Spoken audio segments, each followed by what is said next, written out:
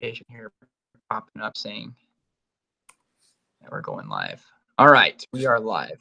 It is the 21st of June, and we are here talking FarmUnity stuff. And I forgot to turn that off again, like I always do.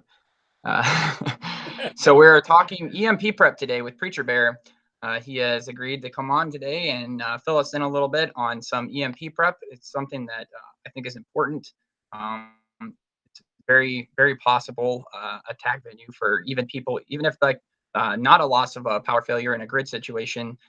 It's a very possible way that you can be attacked by anyone really that's trying to take down your system. So it's definitely as warfare ramps up and the possibility of possibly World War III breaking out at any time, EMP weapons could be a very possible attack venue because it doesn't destroy the land. It just takes down the power grid, which basically disables your enemy without you having to really kill anyone. Or waste ground troops or anything else. It just takes them out of the equation more than anything. So welcome everybody, and we'll go ahead and turn it over to Preacher Bear, and let's go ahead and talk a little bit of EMP prep. So what do you got first on the list for us here? Right. First of all, I mean, I think it's important to understand what an EMP actually is. EMP, electromagnetic pulse. There are a variety of things that can cause it. One most pressing is a solar eruption. We've experienced them through the past in a fairly recent history. Are you aware of the Carrington event? Actually, I'm not really well read up on it, but I'm aware that it happened due to a solar flare. Yeah, it was quite a large. That was the case, right? Yeah, it was in the 1800s, and it was. I think it worked out. I think it was like an X40 something flare, but where it was directly heading at us at the time. Electric wise, we only had like sort of telegraph poles and stuff like that, but they all burst out and shorted. And if we would have had one today, at the same level, you have whatever side of the earth is facing that specific portion of the eruption. That's gone. That's wiped out. You can have higher levels of EMP flares or solar mass ejections, which cause an EMP, which could. And I'd like to point out too that no matter what side of the let's just go ahead and say geocentric or heliocentric model you're on, it doesn't matter. The sun is a giant ball of radiation. Yes. Whether it's close or whether it's far away, doesn't matter. It's still solar flares are a real thing. It's not exactly. a myth, yeah. So. Yeah. No. Thank you for doing that. There's some stuff going on with the sun that makes. Obviously, we prepare for man-made issues, but I think primarily ours is natural. Looking at what's going on with the sun at the moment, it's going from a hydrogen burn to a helium burn. When it does that, it will cast off its outer shell and send a huge full halo EMP out. All planets, all directions. Everything's going to get it. If that does happen, because obviously there are a lot of scientists that talk about timescales, how many billions of years until it will happen. And it was interesting. There was an article come out from NASA. Obviously, I'm not going to hold to. We'll take it with a grain of salt, but I mean, in every thing, I mean, even if they're lying, in every lie, there's a grain of truth. So. Well, exactly. So what I tend to do is look at the information that they give out, look at their timescales, put it to a biblical perspective, and I'm just doing head maths at the moment. They reckoned it was 5 billion years in the future that the sun would cast off its outer shell, go into a full helium burn. Well, if they're going to the 14 billion year universe, that would actually Yeah. make that just over 1,000 years in the future if you do those maths. It's somewhere between 50 and 1,000, right? Yeah. Yeah. So, and when that does happen, it will burn every planet. But we know that that's actually they're quoting the Bible, because everything will burn up with the fervent heat. But before that happens, we know we'll have 1,000-year reign. Yep. Okay, so that's an interesting and thing. And the other way you could do it too, just to hit both sides of a perspective, for those that say that it's a heliocentric, or not a heliocentric model, but it's an enclosed system. Yep. That is still a very real scenario, because what does Revelation say? The sun will be darkened and the moon will turn to blood. Well, what happens when all the lights go away? Yeah. I mean, a solar explosion in an enclosed system, what's that going to do? It's literally going to scorch everything. Yeah, well, it actually works out a lot worse in a closed system, because there's no evaporation of heat. Yep. So either scenario, you're still looking at the same ending. Yeah, you're looking at the same effects, but obviously greater, lesser or greater, whatever way you want to look at it. So, okay, so we're talking about EMP. So we're talking about a external force hitting us, causing large pulses of energy, because that's basically what it does. So anyone that has done basic electrics or ever changed an alternator, they'll know that within wire there's always electrons, and how they charge through AC/DC is they're excited. So you'll switch polarity of magnets, and it will actually cause it to okay. So there's always electrons in wire. Now imagine that getting super hyper mega charged. That's basically what an EMP does. All depending on if it's a low or high, short or long duration pulse. It's all about frequencies. Yeah. So what a lot of people are doing, I mean, there's a few companies. There's a guy called, I'm not sure if you're aware of him, Stan Deo. It sounds familiar. Is he on YouTube? Yeah, he does a talk on Tuesdays with Hagman and Hagman Report. Yep. I know who you're talking about now. Yeah.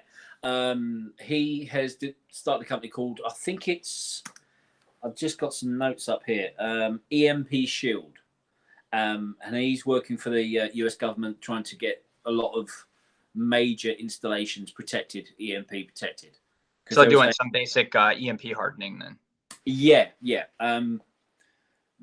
Which we do, like, without giving away any national trade secrets or anything. Like, the military has actually been stepping up their game in the United States as well, protecting against EMP hardening. Yeah, there was a commission done in 2004 over in the States, looking at I think it's called the EMP, or electromagnetic preparedness something. And then they were saying that basically, if the grid goes down due to an EMP, we're not talking weeks, we're talking 20, 30 years to get the grid back up. Oh, yeah. Think of all these local capacitors. Well, you've got to make them. Well, you've got to now rebuild the infrastructure to make the capacitors. So it's chicken and egg. Well, yeah, that, and I mean, even like the sad part about it is like, even if you EMP'd half of the country, the other half has to compensate to try to overwork because everything's interconnected. So if one half goes down, the other half's not far behind it, because the infrastructure depends on each other. Well, the US is unfortunately done in series. Yep. Most of your power supply is done in series. UK's a bit different. Most of our stuff is done in parallel. Yep. So blow one, and we have different phase. We have most of our stuff's on 3-phase as well. Right. So if you're in a series, you blow one, it's like that, the Christmas tree lights pop all the way down. Yeah. So you get a surge. I mean, you saw it a few months ago. Where was that fire? In the California fires, or no? There was a power station went off. Big blue lights in the sky, and all the power lines were burning off. Oh yeah, I remember hearing something about that. Was that in the States? I thought that was in Europe somewhere. No, that was in the States. It was in 2 locations. I think. Oh wow. Brooklyn was one. Oh okay. I think it was somewhere in the south was the other one. And we saw a massive cascade going on and on and on and on. So that's what Standeo is doing at the moment is working with that commission and the government to try to dam the systems. The hydroelectrics then. No, so, as in to stop the cascade. Oh, okay. Yeah. He also does some stuff for the car as well. It's basically a circuit breaker. Yeah. But it's an intelligent circuit breaker because you're talking about that the speed of the pulse of an EMP is a normal circuit breaker requires an excess load to pass across the breaker to burn it. Right. Well, most of the EMP shield stuff, think of a boat. When you're creating that bow wave, there's a wave that's picking up before the boat cuts. That's what this EMP shield stuff, it senses the wave coming rather than waiting for the boat to hit. So it cuts it before the wave actually comes across it so that the power can't complete full circuit. Yes, yeah. So what you're trying to do is, cars are fairly decent anyway because you're basically a Faraday cage, but it depends on where your main ECU, your electronic control unit, is in the vehicle. Right. There are small Faraday cage setups you can get that have a hypersensitive breaker that again feels that pulse coming. Now would and this is a question that I've had for ages, like if you were to just make a garage basically that acted as a Faraday cage and your vehicle was parked in it. Yeah, to a degree, yes. But it all depends on the pulse, duration, and the frequency. And I was explaining this to a fellow the other week, and he was saying, right, he heard if he had a metal bin and put all his prep electronics in the bin, that would help him. That would make it secure. Because you can do a test. Get a sealed metal trash can bin, put a radio in there, just let it play, shut the lid, cuts out. Well, that's fine at the frequency that we generally operate. But now you're talking about ultra low and ultra high frequencies and the duration of the pulses. If that bin's not grounded, you've just turned that into a frequency speaker. Oh, yeah, I can see that. Yeah, and then you've obviously, like any grounding, the gauge of the wire, the length of it, how it's grounded, how far it's grounded away from the unit itself.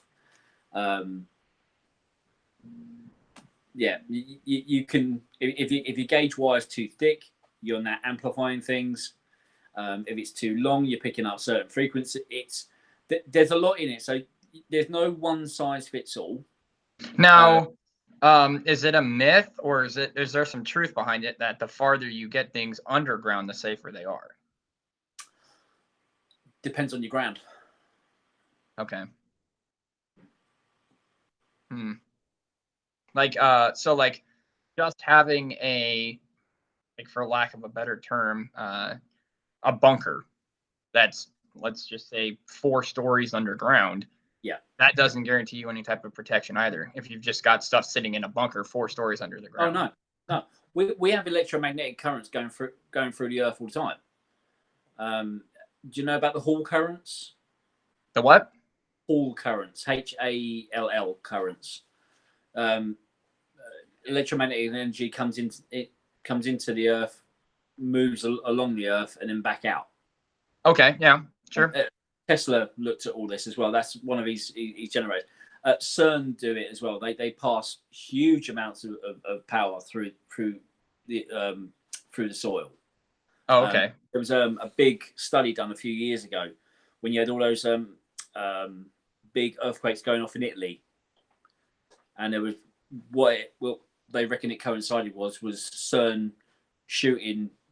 I think it's protons they were shooting at the time from Switzerland to Italy across the faults, and they were exciting them. So, yeah, it depends on, again, What power are you looking at?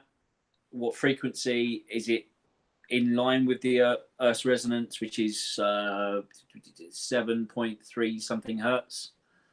Yeah. There's going to be no resistance. You know, the Schumann resonance. There's going to be no resistance to it. It's working in harmony, and it's going to basically just build and build and build. So most people ask, well, whether it's going to be a high altitude blast, which will cover a large area, so man-made or solar, what can you do? Right. You can look at Faraday cages. You can look at EMP shields. You can keep... And for those that don't know either, can you explain basically what a Faraday cage is? Okay, a Faraday cage is a safe room. Think of it that way. It's usually copper. Again, going back to Tesla, having that cage around you that will take the power up, take the frequency, take any radio waves and dissipate it around an object. So you just think it's a safe room. Yeah. Different metals, different size of gauge for your actual mesh for different frequencies. And then what would be the purpose of building a Faraday cage? What does it do? You want to keep anything that's inside it away from any signal coming into it. So, yeah, you want to put your electronic stuff in there. Your microwave is a Faraday cage. There are guys that get old microwaves. Again, cut the wire off. Don't put them anywhere. They ground them, and that's where they have their battery storages, backup mobile phones. So you know, we're talking rough and ready EMP protection, because no one's got, you know, a couple of $1,000, pounds, whatever way you want to look at it, to go and invest and buy a bunch of microwaves. Well, no. Well, there are cages and sort of safe EMF cages that you can buy. They're a lot of money. There are little plastic coated foil wallets.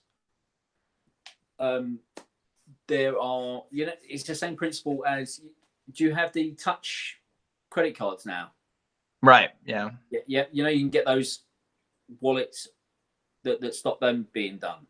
Right. They're like a sleeve, like with a little aluminum or whatever lined sleeve that you can stick your card in where it doesn't transfer data. Yeah. In essence, it's a Faraday cage. It's stopping a signal. It's a shield, if you want, get the old shields up, Scotty, that sort of thing. Yeah. But there are different ways of doing it. Ultimately, if you're running a brand new motor car with all the latest gadgets and electrics and sat navs, and you're asking for trouble. Yeah. There's a very good possibility that one or multiple systems will burn out. If not all of them. Yeah, exactly. So looking at preparedness from an EMP perspective is keep it simple. If you've got an old vehicle that has a carburetor or manual injection, like a diesel. Oh yeah, like so the old what would they call those? Crate engines. Like where they're just like a crate engine basically. It's 100% mechanical. The only thing it relies on is the battery basically to turn the and everything's mechanically timed. Like there's no electronic timing, there's no adjustment electronically. It's all manual. Engines or Perkins engines. Same sort of thing. I mean, my Land Rover, all that needs to run is, do you know the little square 9-volt batteries? Yeah. Just onto the pump primer, which I can actually take off. And then you can push start them. Once the diesel engine's running, you don't need anything. Well, the old style diesel engines, you don't actually need anything. Just made you this. Oh. Do you want to wear it? Oh, thank you, darling. Oh, there you go. There you go. That's perfect. Your wife's looking out for you. Look at that. She is. Yeah. that. And we have a question from the chat. Ian Bearpig said, would the devices need to be on to get burnt out by an EMP, or would all devices be affected? All devices will be affected. There's a greater chance that a powered up device will have a greater likelihood of burning out.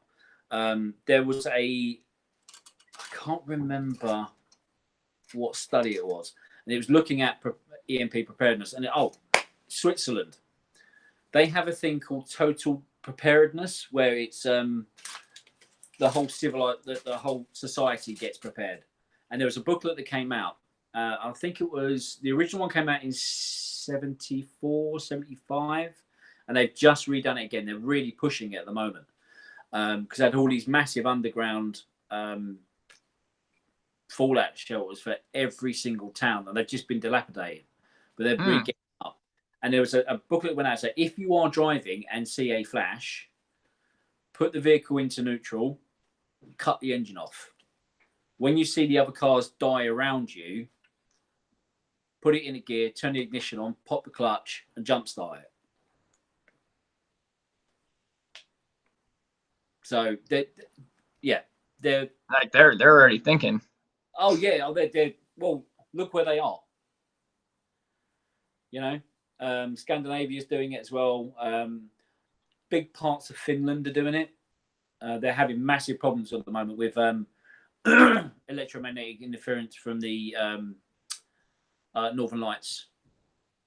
The Aurora Borealis. Yeah, and it does muck stuff up. So there are different ways of preparing for it. I think the best way is keeping it simple, learning how to cope and learning skills that we've lost. Oh yeah, for sure. Yeah. Now, like, could you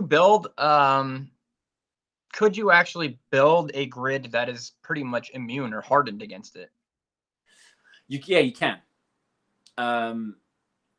Because like in the FarmUnity sense, like it would be nice to have electricity.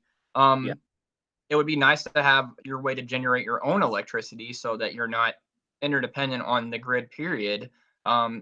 That way, like all your stuff is basically paid for up front. You just have the maintenance cost and you're not incurring bills. But I mean, obviously you would try to not use electricity for whatever you didn't have to use it for. Like at a minimal, like you can eliminate so much electrical need just by not running lights, not having your basic things like television running all the time. When you really break it down, like if you just use your electricity for the bare minimums, like cold storage and things of that nature, like you don't need a lot of electricity.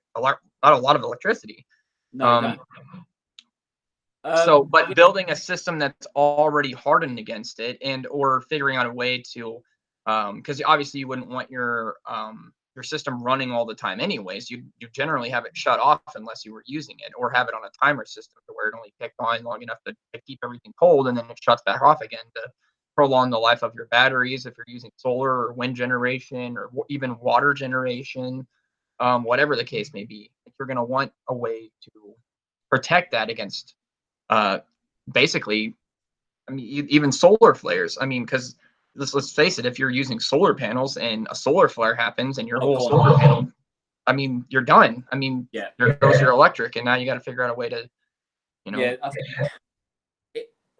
the problem is if it's running when something goes off, the likelihood is going to go. Yeah. So if you're looking at, in the community or people homesteading, off-grid, that sort of stuff, the likelihood is you're not going to know when it's going to come. So you're going to be running. So have a backup. Yeah, that's the obvious thing. The obvious answer would be have a backup that you can replace whatever. I mean, and have a backup basically for your entire system, because you don't know what part of it's going to go down. And I would say that would be what you would want to have isolated in a Faraday cage. So obviously it's not affected by whatever takes down your initial system. But you can get very small scale, quite high generating wind turbines. Oh yeah. In the sleeve itself are they're copper meshed, So in essence, they're a Faraday cage within themselves. They generally try to use them when they're water based, so like offshore in the big stuff.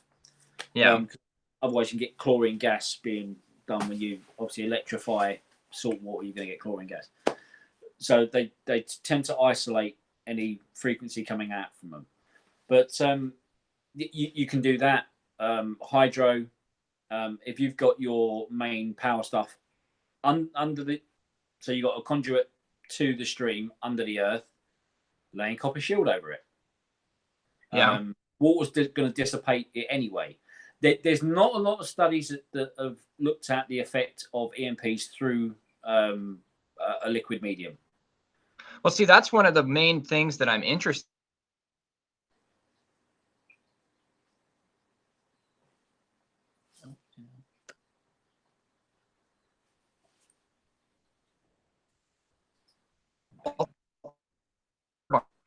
in that red in the wall. Like, and you could electricity to run a small neighborhood off of it. Like, it's incredible water. Like, it's a small turbine water power and the technology that they're coming out with now for that. Yeah, have you seen like and I like see that to me is like for like $10,000. Yeah, have you seen the little hiking packs you can get? It's like this little round thing, and you just chuck it out on the lead in any sort of slow moving stream, and it's for people hiking and doing like backcountry hunts and stuff like that, and it'll charge your phone up in like 10 minutes. It's just this little unit with a little blade in it, like it's set up like a sort of hydro pump blade, and it's I haven't seen that yet, but that looks pretty fast. Is it like a micro? It's probably a micro propeller system. Yeah. It's literally it's like that big, tiny little thing, and it just goes in your pack, and you can charge wherever you are. If you've got a fairly, even a slow moving stream, it will just spin. There are different views on how protective water is to dissipating frequency fields. But I mean, again, $10,000 seems like a lot of money, but for an electric grid system, like that's fairly inexpensive for setting up and for the amount of power that it produces. Oh yeah, and being able to have a backup for that cost is pretty cheap. Yeah. So where you could literally replace the entire electrical generator. Yeah, I'd say for me, the only weak part of that system, if you've got obviously your main generator in water, the weak part. Ian Bearpig says it's called a water lily. Oh, thank you. Yeah, it was one of these 100 gadgets or something must have for camping or something. I was just like, wow, absolutely. It was a GoFundMe thing that started up. It was really interesting. Yeah, it's getting the power from the generator to the storage, and then obviously protecting the storage. Yeah. Wherever your batteries are, make sure that's encased. Now, like when you do that, like what would be the biggest vulnerability to it? Like say like you have a door on it. You're going to want to obviously coat that with something as well on internally to protect your storage, because like is it mostly just going to be like you're trying to protect it top down, or just all like the whole building is what you'd want to have wherever your battery storage is? In an ideal world, you get all sides done, floor, the lot. There are formulas for if you've got so much square footage. If you have a door, then it's going to dissipate to a certain degree, but it all depends on frequency, whether it's a high or low, short or long duration. There are certain paints you can get. This is something that a lot of people are looking into for when they're looking at the 5G stuff. Because 5G ultimately is a continuous low-level EMP, if you want to think about it. Yeah. You're talking about weaponized pulse rates. Well, and it wouldn't be as bad if it wasn't as interdependent. It's interdependent peer-to-peer basically radiation, because everybody's an antenna. Like everything is an antenna for 5G. Yeah. So like you literally are irradiating everything, which is like another great perk to being off grid. Yeah. Because you're away from it. It's just when you think about everything else that comes onto the market has to be tested. Long-term, longitudinal studies show what, especially when you're talking about these things are only going to have a range of about 50 meters. Yeah.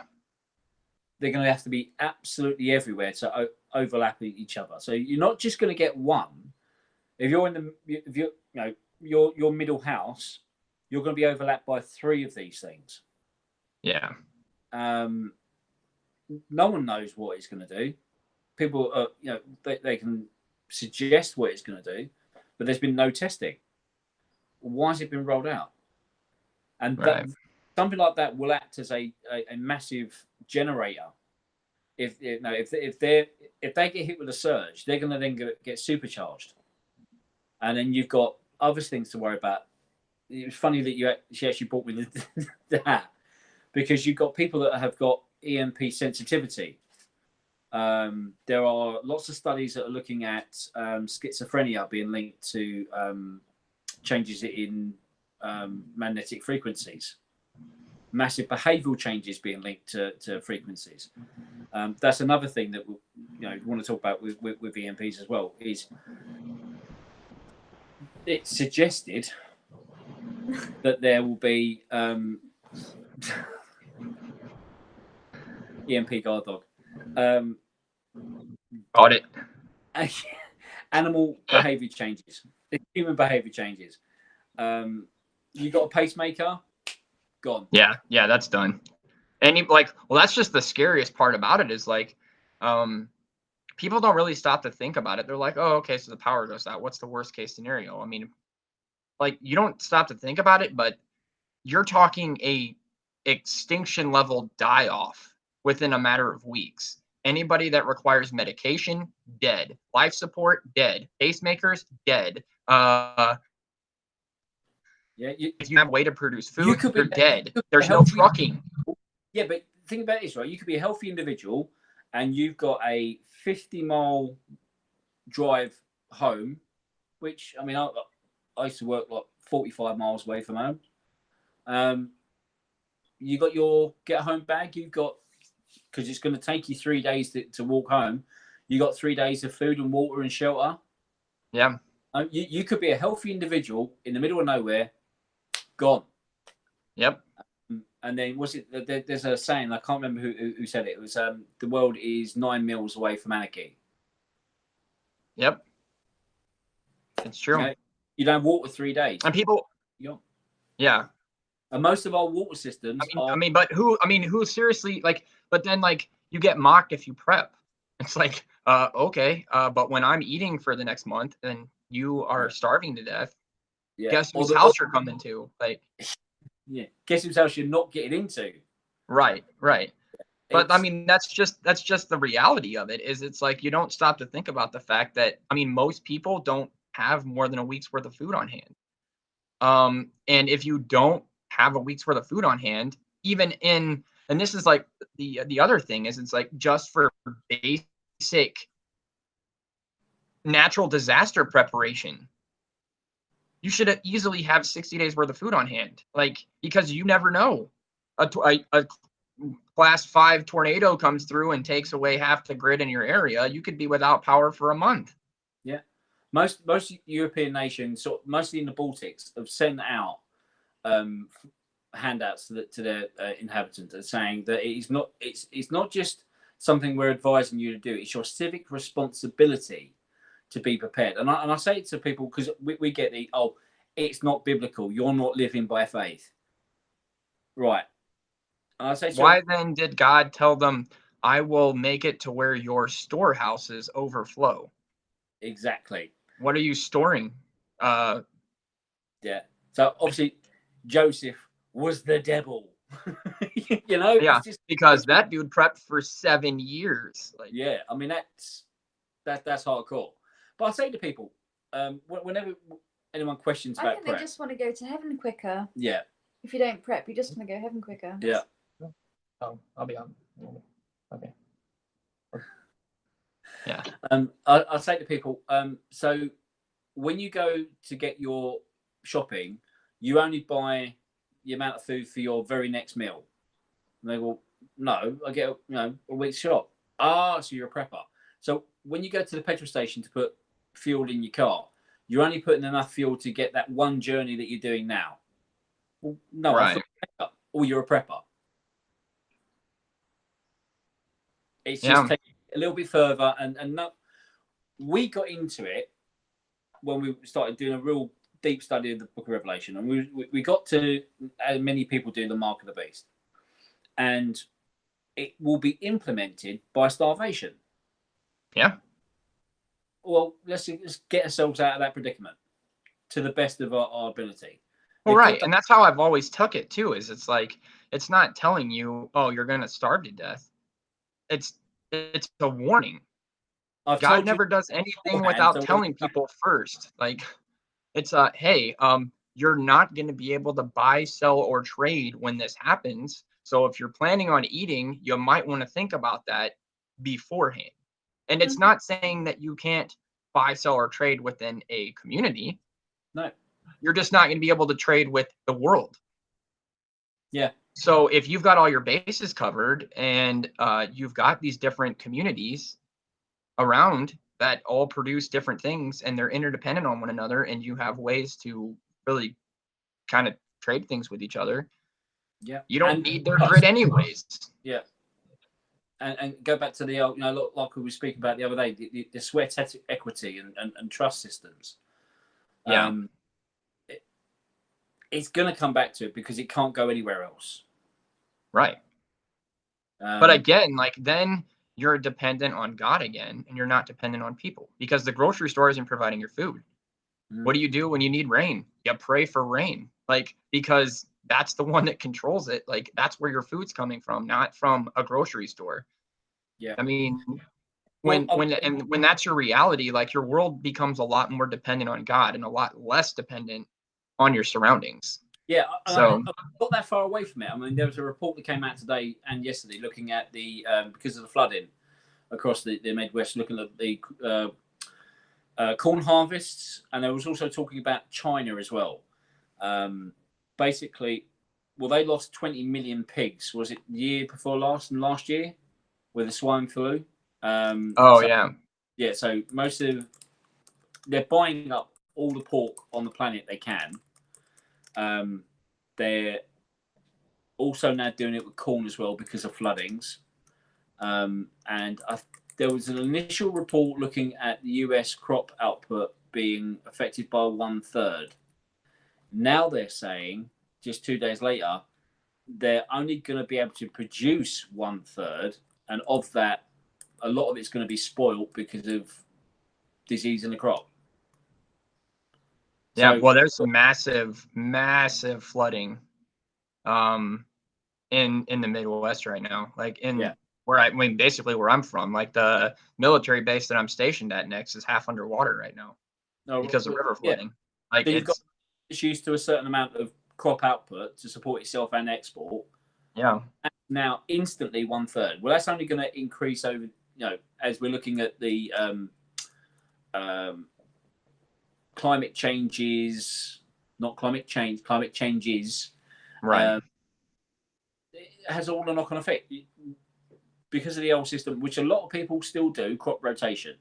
Well, if you can't put it in this year, or you can't have a decent enough mineral deposit from the crops this year, it's going to affect next year, and the year after, and the year after, and the year after.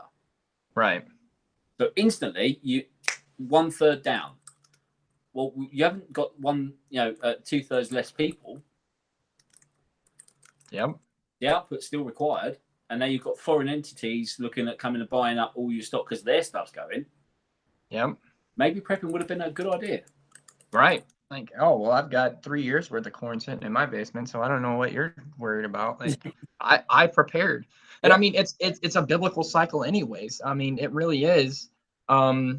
Because there's always years of plenty and there's always years of famine, and that's what you're supposed to be setting aside for. You're supposed to take a certain percentage of your increase and put it aside because in the years of plenty, you should be storing to prepare for the years of few, because it's a cyclical system. Yeah, it's also proven a year's rest, the 7th year rest on the land. Oh yeah, massively increase harvest output. Well, if you do the math, it's interesting too, because if you do the math, when Saul became king, he stopped doing that year. Yeah. It never was practiced again. And when Israel went into exile, for every single year they were in exile, it was that year that the land was supposed to rest. Yeah. Before they were allowed to come back to it. Yeah. So God enforced it one way or the other. Yeah. And if you let it rest now, or I'll kick you out and it will rest. Yeah, because it's enforced. It's a cycle. It has to happen in order for the ground to renew itself. And during that year, you're supposed to be off traveling. During that year of rest, you're supposed to take a year off. You're supposed to have taken the time during the 6 years to prepare for that 7th year financially and everything else, so that when the 7th year comes around, it's a vacation year. Yeah, you don't do anything. Yeah, you go find yourself. Yeah. It's just go on a vacation, go do something, go see the world, go visit your neighbors somewhere, go, visit another country, go be a missionary for a year. Whatever you want to do, you don't have to worry about it because you saved up and you did what you were supposed to do, and you don't have to worry about anything that year. And you did it because you trusted the Lord and you followed it. Yeah. Right. And you trusted him in his ordinances. Yeah. If that's not living by faith, I don't know what is.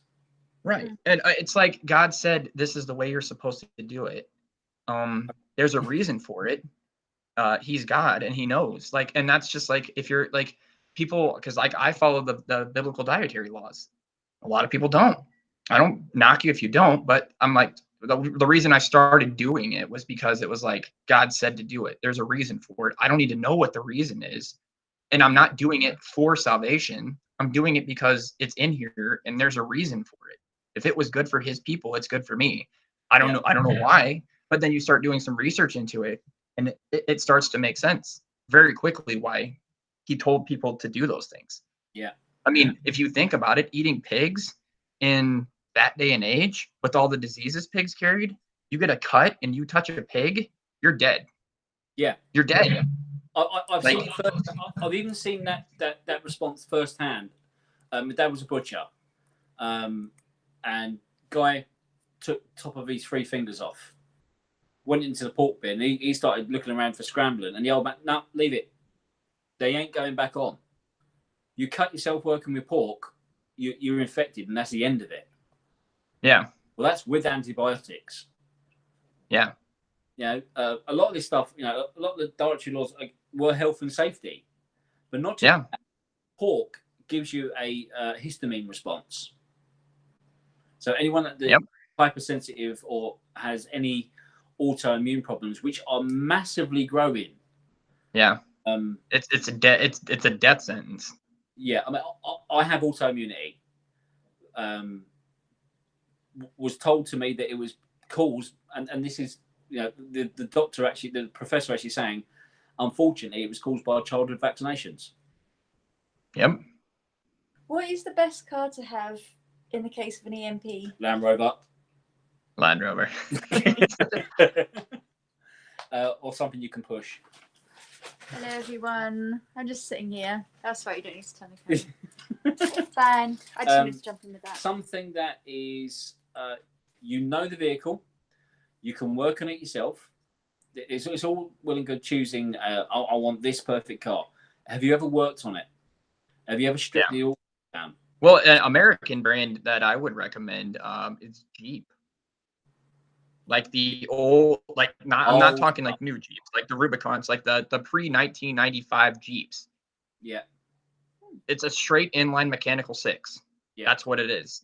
I mean, and it is the easiest engine possible to work on. And they're tanks. They're like the safest, the safest rollover crash ratings, the safest, it's a tank. You can't kill the thing. No. Or so, you get one of the old Nissan patrols with the 2.7 diesel. with the auto in it. It's Alright. they used to. I worked on black cabs, and that was in what was running the black cab, 2.7 Nissan diesel. Yeah. Absolutely everything. Again, very similar to the Land Rover. You got a starter, you got an alternator. Yeah. Everything else, it's all mechanical adjustment. You kick down, all your boxes on line pressure, but get the vehicle, whatever it might be, whether it's a Suzuki SJ4110, whatever it is, or I think you call them Samurais. Yeah. Doesn't matter what it is, as long as it doesn't have an ECU, you've got, if you can, a spare alternator, a spare starter solenoid, because they're the items that are going to burn if they. And I mean, you're looking at a grand total of about $200 to stick it in a Faraday cage. Exactly. I mean, get your metal bin, earth it, and that's where you're. So if you can get a spare load of wire or a spare wiring loom, it's one of those sort of things that if it does go, have you worked on that vehicle yourself? Yeah. And if not, get a Haynes manual, and you're going to learn. Get to most of the old stuff, like the old Jeeps, the old series Land Rovers. Although I think they're quite expensive where you are. Yeah, Land Rovers are probably upward. I mean, even a used one's probably upwards of $60,000-$70,000. Okay, not that then. So Jeeps. But I mean, look at it as an investment. Most modern day trucks anymore are pretty similarly priced. Yeah. So, and they're not half as reliable. Just to address something. And I mean, I've got my 4 o'clock appointment moved to 3 o'clock. So I'm gonna have to run here in just a couple of minutes. But the Robin McAdam what she said was, I've always been a person that just trusted that the Lord would provide for me, that I leaned on this one verse very, very much. And that is fine. Because some people are called to do the prepping and other people are called to just obey. And a lot of times God is going to match those people up together. Oh yeah. And it is, and it's a very real thing that some people are givers, some people are preparers, and some people just have to obey, and they just have to go where they're told to go. And there's a lot of people that I've talked to that have said that they feel that that's what they're called to do. They're called to go buy a plot of land, get it ready, build a bunch of houses, and just be ready for people to come there. And that's a very real scenario. Yeah, I'd like to add something to that, and it was something we was actually bringing up at prayer night last night, and that is bang on, and I totally agree. The one thing that I don't think the church in general is doing is being aware of others. You know, like, great, you're an obeyer. Great, you're a preparer. Great, you're a facilitator. If you're an obeyer, do you know who the preparer is? Have you had fellowship with them? Do you know who the organizer is? Do they know who you are? Community is massive. You know, it's not just because from a preparedness point of view, but from a fellowship point of view. Without a community, you're dead. I mean, well, it's not just that. Even from it is to both a physical and a spiritual level, though. Yeah, from an everyday Christian point of view. Now we know that there are as many relationships to God as there are believers, and your relationship to Christ is an absolute beautiful miracle. And why would not want to see how He loves you, and wonder at that, and see and how can I be lifted up by that? How can I lift you up by His relationship with me? So find out who your local Christians are. Find a good church. Speak to one another. Find out what the blessing is that's been and the path that's been given to the person sitting next to you. Are they a preparer? Are they a facilitator? Are they an obeyer? And love that what that relationship is. Yeah, and Bear Arms makes a good point. Like, independence has its merits as well, and it takes both working in harmony, as to facilitate a community or a relationship. Like you have to have a certain level of independence, and you also have to have a certain level of community involvement, because you can't rely on a community to carry you. So you have to have that certain level of independence as well, which is it's a very valid point. Yeah. So because if you're relying on other people to carry you, then you're always going to be let down, because people aren't who your faith is supposed to be placed in. So No. That's good. But that's about the time that we have for today, and I feel like we'll probably do a part 2 on this subject, because there's just so much that we can dive into here. Yeah. No, Look over the comments, see if there's any barely questions. brush the surface on this. So, but any final words that you'd like to get out there real quick? Thanks for having us on. It's been lovely to sort of see the questions as we're going as well, and it's an area that I think a lot of people are looking into. Yeah, and definitely and that's why I've kind of made the decision to kind of focus my channel into the well, not really off grid, but just like the community, to FarmUnity, to promoting the idea, because just start getting people's minds awake to the stuff, that the reality that this could hit us at any time. Like we don't know when the tribulation is going to start. We don't know when this mark's going to come out. We don't know when these opportunities to the things that we take for granted are not going to be there anymore. So we have to start laying the groundwork, thinking about these things now, and actually being prepared and taking the warnings that God's given us seriously and applying them to our lives. So very good.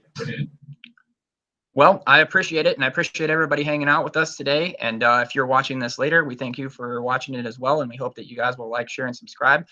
Please go check out Preacher Bear's channel on YouTube, and also his wife, Evangelist and Woman.